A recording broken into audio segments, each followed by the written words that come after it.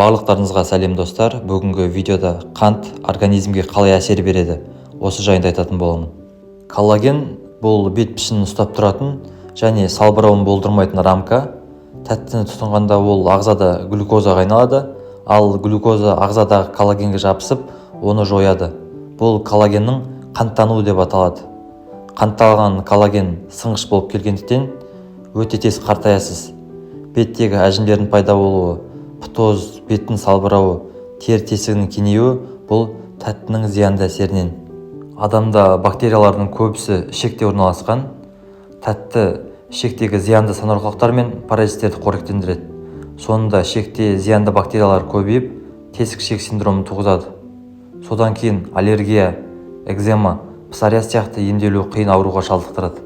Ағзада әртүрлі ісік жасушаларының пайда болуы да тәттінің әсерінен.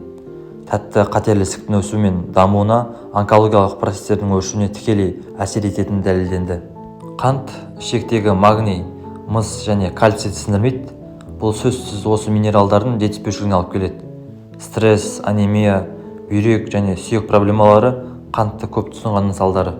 Сонымен бірге тәтті қабыну процесін тудырады. Бұл ішек микрофлорасында және теріде көрінеді. Ішектерде, бүйректе, жыныс мүшелерінде және теріде тұрақты проблемалар ол рационда тәттінің көп болуынан. Көп тәтті инсулиннің жоғарылауына тікелей әсер етеді. Ал инсулин май жасушаларының өсуі мен ерте қартаюдың негізгі гормоны болып табылады. Инсулиннің жиі жоғарылауы қант диабетінің екінші типіне алып келеді.